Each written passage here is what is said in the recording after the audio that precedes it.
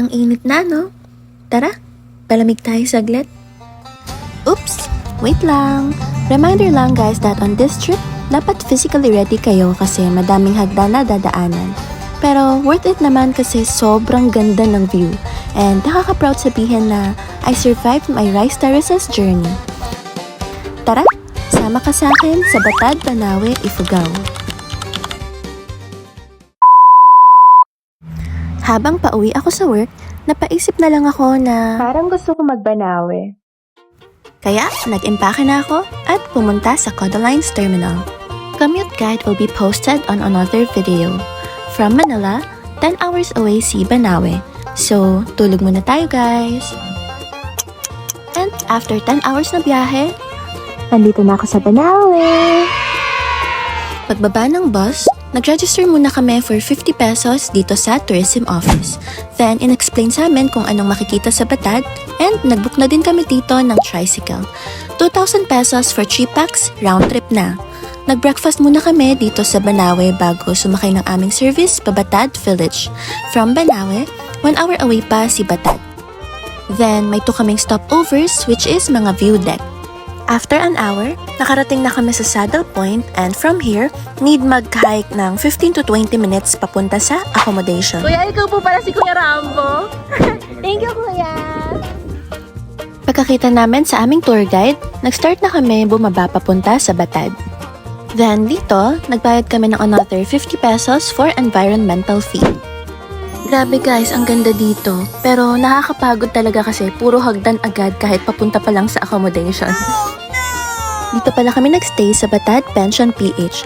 2,000 pesos per night, good for 2 packs na. Gagawa ko ng separate video for this one for more details. Hi! So, pupunta na kami ng Tapia Falls. Good luck talaga. Tingnan niyo yun. Hindi naman masyadong mainit, so 1 hour and 30 minutes hike, pero depende pa sa facing namin. Bye-bye!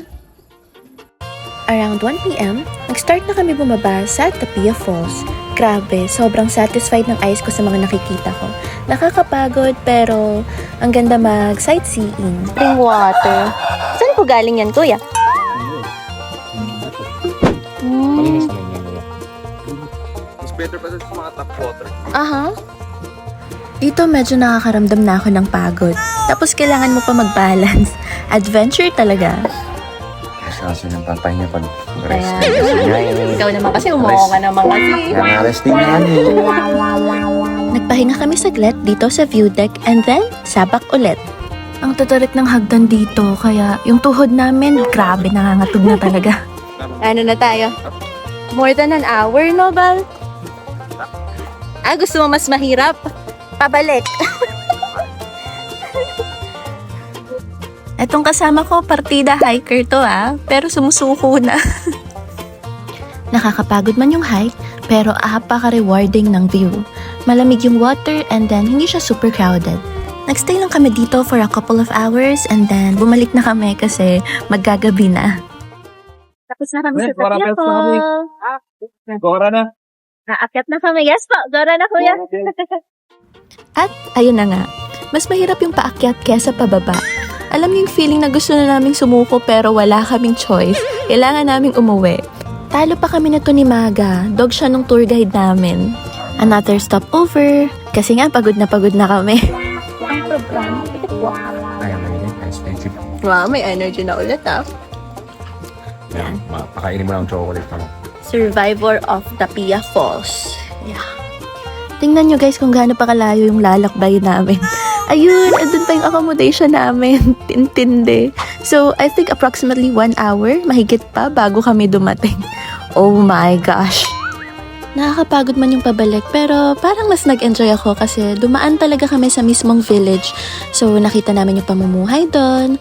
Grabe, ang peaceful pala. Alam niyo yung kahit mahirap kasi napapalibutan sila ng mountains, pero ang peaceful ng pamumuhay dito. Grabe. Parang mamumundok tayo ngayon. Nasa likod natin, pagod na. Ay, Gardo Versosa na ako. Yeah. Akla talaga. Oo, kuya. Okay, how was your experience with Tapia Falls? Actually, ang dali lang niya. Parang, ano yun, 30 minutes lang namin. Teka lang, parang kanina nagre-reklamo ka na, ha? Magpa-flashback tayo ng mga video.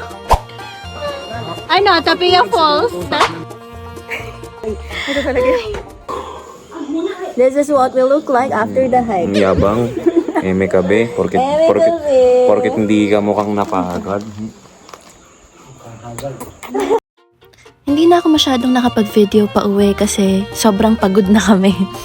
Parang naka-green screen. After mag-freshen up, nag-dinner na kami dito sa homestay namin. We ordered pesto pasta and pension rice meal. After dinner, nag-rest na kami and sleep to be prepared for the next day.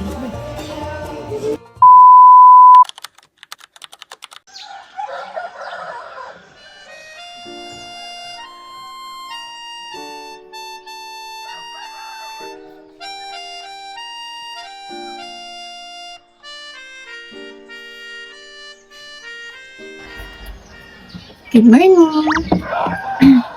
Grabe, ang ganda nung sunrise. Ang ganda nung morning. Peaceful. Alam mo yung parang nasa gitna ka ng kabundukan. Hindi, actually nasa gitna ka talaga. Grabe. Ang lamig. Not too cold. Not too hot din. Kahit siya. Nag-breakfast muna kami dito sa homestay. We ordered chocolate pancakes and egg with spam breakfast meal. After that, nagmuni-muni muna ako sa room, in-enjoy yung view, and nag-pack up na kami. Mamimiss ko tong view na to, guys. It's a must talaga na i-visit tong Batad kasi sobrang rare ng gantong view. Aalis na kami. Nag-check out na kami sa homestay, then aakyat na ulit kami sa Saddle Point. Nga, maglalakad pala tayo ba? Ano oras ba yung 12:30 po ang sabi namin eh. Nag-start na kami umakyat pa Saddle Point, which is 15 to 20 minutes hike ulit. Grabe, akala namin nakatakas na kami sa hagdan pero Diyos ko, kahit pauwi na, challenging pa rin. Sama to sa documentation. Nakikita ko na yung school. Yun ba yun? Nasa tuktok.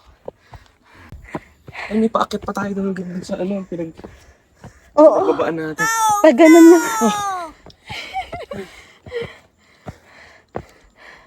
Mata! Ang ganda ng view. I-appreciate na natin yung view. Ano ka dyan? Okay ka ba? Pagdating namin sa Saddle Point, nakita na ulit namin si kuyang service namin and lumarga na paakyat ng Banawe. Nung nakita ulit namin yung Banawe Tourism Office, ang saya sa feeling kasi alam namin na-survive na namin ang aming Batad journey. Nag-lunch muna kami sa Uyami's Restaurant, bumili ng pasalubong, and sumakay na ulit ng Codalines bus pabalik ng Manila. Nakakapagod man yung adventure namin, pero masasabi ko na this is a must-try experience. Yung bababa ka ng hagdan habang ninanamnam yung magandang tanawin, iinom ka ng tubig galing sa bukal, at makikipag-usap ka sa mga lokal ng nayon na parte na ng kasaysayan natin. Maraming salamat, Batad Banawe. Nakakamangha ka sa ganda.